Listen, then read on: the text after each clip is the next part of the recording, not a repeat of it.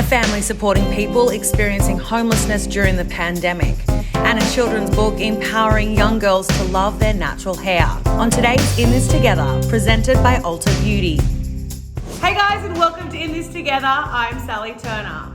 Positive Tomorrows is an organisation in Oklahoma City that aims to empower families in need. And one of those families that they helped out during the pandemic is paying it forward in the most incredible way. Positive Tomorrows is a private school and a social service agency. Our goal is to work with children. They're behind academically, they're behind socially. We want to get them up to speed in both of those areas and give them a good, strong school experience.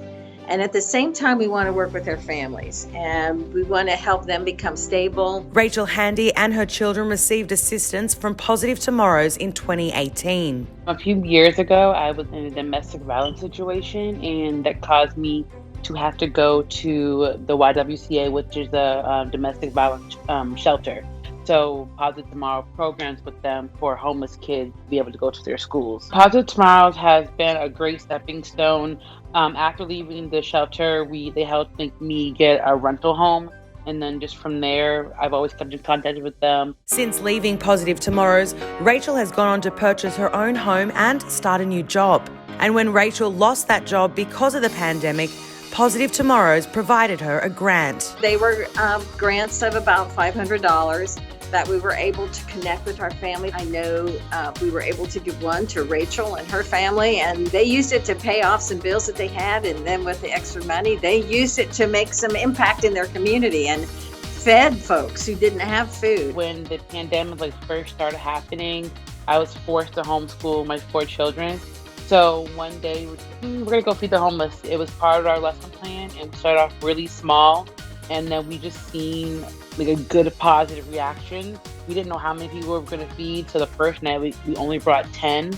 And from there, now every single weekend we feed over 200 to 300 people. It's real easy, I think, right now in the pandemic for all of us to kind of huddle in our houses and be on our own. But there are still ways that we can reach out. There's still a lot of need, a lot for folks to do to help other people right now. There's a light at the end.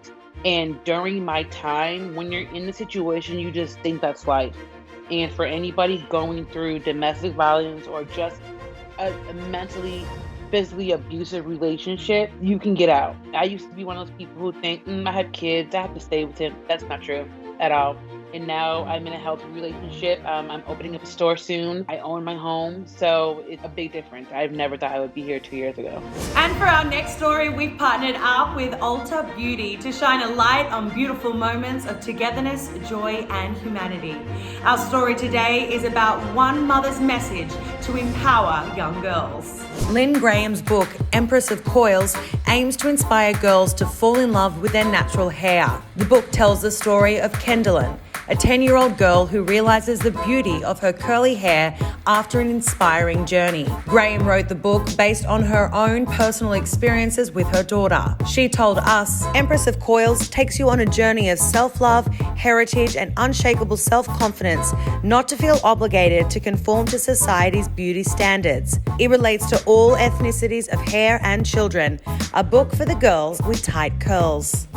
That's it for today's show. We hope you enjoyed it, and wherever you're watching this, you're happy, safe, and healthy, because we are in this together.